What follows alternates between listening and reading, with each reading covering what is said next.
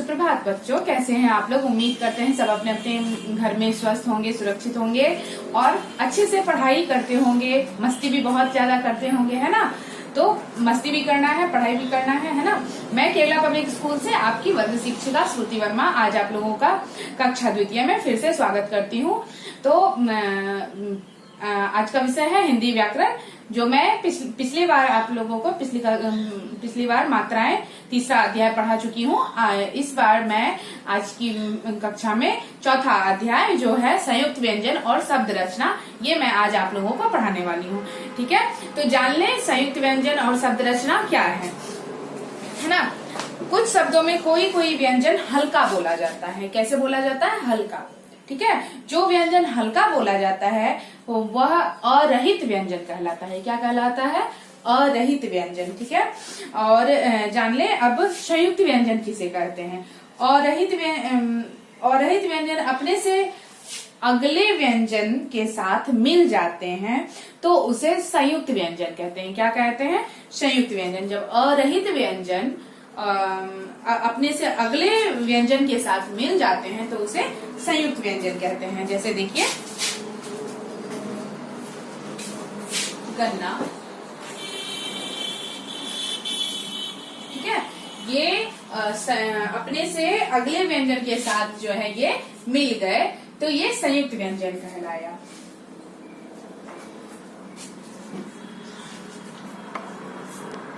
देखिए, इसमें भी ये अपने से अगले व्यंजन में मिल गए, ये क्या कहलाए? संयुक्त व्यंजन। क्या कहलाएंगे ये व्यंजन? ये व्यंजन संयुक्त व्यंजन कहलाएंगे। ये क्या कहलाएंगे?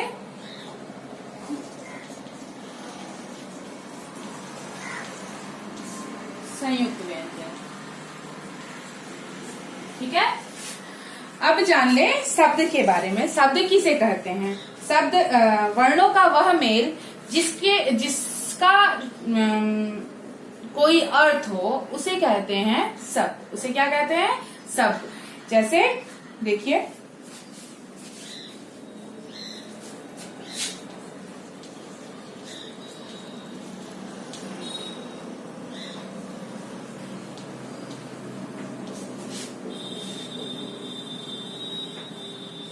ये दोनों क्या है? वर्णों का मेल। क्या है? वर्णों का मेल। ये है वर्णों के मेल। फ दीर्घकार और ल, इन दोनों को जब मिलाएंगे तो क्या बनेगा? ये आपका बनेगा फूल। क्या बना? फूल, है ना। वर्णों को मिलाने पर हमारा शब्द हमारा जो जिसका अर्थ प्रकट होता है, जिसका अर्थ पता चले, वो उस मेल को हम शब्द कहते हैं। उस मेल को क्या कहते हैं? शब्द। वर्णों का वह मेल जिसका कोई अर्थ प्रकट होता हो, अर्थ निकलता हो, उसे हम क्या कहते हैं? शब्द। तो देखिए ध्यान से, इन वर्णों को जब हम मिलाते हैं तो इनसे जो इनके मेल से जो बनता है कोई, तो इसे शब्द कहते हैं। क्या कहते हैं? वर्णों के इस मेल को हम शब्द कहते हैं, है ना। इसी प्रकार देखिए,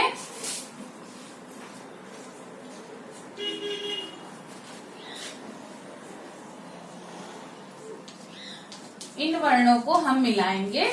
ये वर्ण ड हर्षिकार ब हलंत जोड़ ब आकर, तो ये इन सारे वर्णों को मिलाने पे हमारा शब्द बनेगा डिब्बा।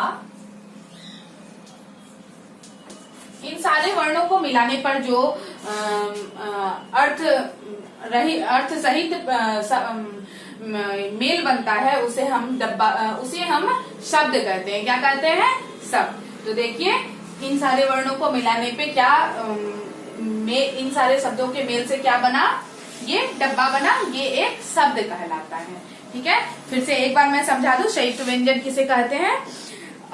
जब अरहित व्यंजन अपने से अगले व्यंजन के साथ मिल जाते हैं तो उसे हम क्या कहते हैं? संयुक्त व्यंजन। देखिए, अरहित व्यंजन।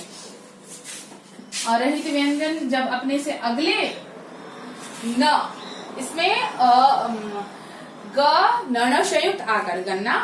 ठीक है, प तथा संयुक्त एकार पत्ते। इस प्रकार ये अरहित व्यंजन जो है अपने से अगले व्यंजन के साथ, जैसे देखिए नौ के साथ मिल गया, तो के साथ मिल गया, तो ये क्या कहलाया? संयुक्त व्यंजन। इससे जो और रहित व्यंजन जो अपने अगले व्यंजन के साथ मिलकर मिलते हैं, तो इसे क्या कहते हैं हम? संयुक्त व्यंजन। जैसे गन्ना हुआ, पत्ते हुए, है ना, इसी प्रकार। और शब्द और रहित व्यंजन किसे कहते हैं वह भी जान लें। कुछ शब्द एक बार मैं पहले आपको समझा चुकी हूँ। और रहित व्यंजन किसे कहते हैं? कुछ शब्द जिसका उच्चारण हम लोग हल्का उच्चारण में हल्का उसका प्रयोग करते हैं, वो अरहित व्यंजन कहलाते हैं, ठीक है।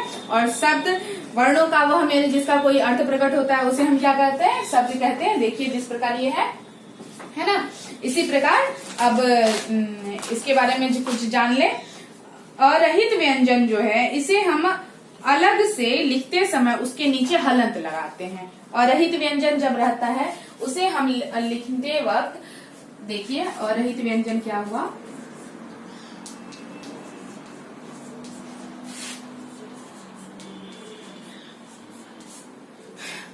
जैसे ग न संयुक्त आकार है, तो हम कैसे लिखते हैं? ग, इसे हम ऐसे भी लिख सकते हैं, नौ हलंत, हाँ, नौ आकार, मतलब अरहित व्यंजन को हम ऐसे लिख सकते हैं। ये अरहित व्यंजन कहलाते हैं।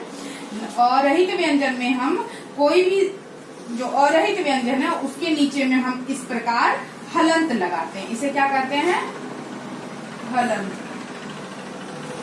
किसी भी अरहित व्यंजन के नीचे हम हलंत लगाते हैं। ये देखिए, जैसे ये नौ जो है ये अरहित है, क्या है? अरहित। तो इसके नीचे हम हलंत लगाए हैं, तो ये हुआ गन्ना।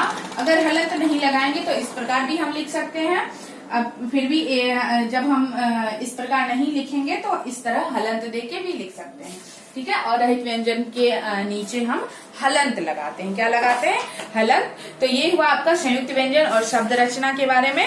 अब जान ले, पृष्ठ संख्या 18 में दिया हुआ है रचनात्मक अभ्यास। इसमें प्रश्न संख्या 1, 2 और 3, 4 ऐसे दिए हुए हैं। तो प्रश्न संख्या 1 में देख लें, चित्र देखकर सही शब्द के आगे सही का निशान लगाइए। ये चित्र दिया हुआ है, इसमें ये क्या दिखता है आपको? बच्चा दिख रहा है या फिर बूढ़ा दिख रहा है? ये बच्चा दिख रहा है, तो इस बच्चे में टिक लगाएंगे, सही का निशान लगाएंगे। इसी प्रकार ये देखिए, ये छत्ता है या मक्का है? ये छत्ता है, तो छत्ते के बॉक्स डब्बे में टिक लगाएंगे, सही का निशान लगाएंगे। इसी प्रकार संयुक्त व्यंजनों का प्रयोग करके शब्द बनाएंगे। कुछ संयुक्त व्यंजन दिए हुए हैं, इससे हम शब्द बना सकते हैं। देखिए, तथा संयुक्त है तो इससे हम बना सकते हैं कुत्ता, गत्ता, और भी कोई शब्द बना सकते हैं। ये टटा संयुक्त है तो इससे हम बना सकते हैं चट्टान, और भी शब्द बना सकते हैं। ये चौछा संयुक्त है तो हम मच्छर बना सकते हैं, और भी शब्द बना सकते हैं। इसी प्रकार इस संयुक्त व्यंजन से आपको शब्द बनाना है, आप स्वयं इसे बना लीजिएगा। और प्रश्न संख्या 3 में दिया हुआ है, चित्र देखकर शब्द सीढ़ी पूरी कीजिए। कुछ शब्द सीढ़ी दिए हुए हैं, उस चित्र को देखकर शब्द सीढ़ी पूरा करना है। जैसे ये मटर है, तो यहाँ पे म लिखा हुआ है, उसके बाद क्या लिखेंगे? यहाँ ट लिखेंगे तो मटर बनेगा। इसी प्रकार यहाँ पे थर्मस का चित्र दिया हुआ है, थ लिखा हुआ है, तो यहाँ पे क्या लिखेंगे? स लिखा हुआ है, थ र म श, थर्मस, तो यहाँ पे र और म लिखेंगे तो ये थर्मस का ये शब्द सीढ़ी पूरा होगा। ये रथ है ना, ये सपेरा है। इसी प्रकार देखेंगे, यहाँ से देखिए रथ रथ बन गया। ये आपका स है लिखा हुआ, यहाँ प ए का र कर लिखेंगे तो सपेरा बन जाएगा। इसी प्रकार शब्द सीढ़ी को पूरा करना है। उसके बाद प्रश्न संख्या 4 में दिया हुआ है, चित्र पहचान कर नाम लिखिए। यहाँ पे कुछ चित्र दिए हुए हैं, उस चित्र को देखकर उसके नाम लिखने हैं। ये जैसे पत्र है तो यहाँ पत्र लिखना है, ये मक्का है तो यहाँ मक्का लिखना है। इसी प्रकार यहाँ जो चित्र दिए हुए हैं उसका हमें शब्द चित्र पहचान कर उसके नाम लिखना है। और पृष्ठ संख्या 20 में दिया हुआ है जो अभ्यास है, पाठ 1 से 4 तक, यानी अध्याय 1 से 4 तक जो हम पढ़ चुके हैं उसके बारे में है दिया हुआ। प्रश्न नंबर 1 में है, सही उत्तर का पर सही निशान लगाइए। जैसे क नंबर में दिया हुआ है प्रश्न, जब हम बोलते हैं तो दूसरे उसे क्या करते हैं? सुनते हैं, तो उसमें सही का निशान लगाएंगे। इसी प्रकार सीढ़ी में क्रम से व्यंजन लिखिए। जैसे सीढ़ी दिया हुआ है, इसमें क्रम से इसका व्यंजन लिखना है। जैसे यहाँ क है, उसके बाद ख, ग, घ लिखा हुआ है, तो इस शब्द सीढ़ी में आपको व्यंजन लिखना है। उसी प्रकार 3 नंबर में दिया हुआ है, मात्रा दी हुई है, हर्षिकार, दीर्घिकार, हर्षुकार, दीर्घुकार की मात्रा लगाकर शब्द पूरे कीजिए। इसमें कुछ शब्द पूरा करना है। जैसे यहाँ पे लिखा हुआ सरज, तो इसमें क्या करेंगे? सौ हर्षुकार रज, सूरज बन गया, है ना। इसी प्रकार आपको इस प्रश्न को बना लेना है। दिए गए संयुक्त व्यंजनों का प्रयोग कर शब्द बनाइए। यहाँ पे कुछ संयुक्त व्यंजन दिए हुए हैं, उससे आपको शब्द बनाना है। जैसे द्वय संयुक्त दिया हुआ है, तो यहाँ पे क्या लिखेंगे, वहर्षिकार द्वय संयुक्त दिया हुआ है तो वहर्षिकार द्वय संयुक्त आकार लय, विद्यालय बना सकते हैं। इसी प्रकार और भी शब्द आपको बनाना है और शब्द बनाइए। जैसे ग आकार य क दिया हुआ है तो यहाँ पे शब्द बनाएंगे, ग आकार य को एक जगह लिख देंगे तो इससे शब्द बनेगा गायक। इसी तरह नौकार जोड़ क आकार दिया हुआ है, इसको एक जगह लिखेंगे तो क्या बनेगा, नौका।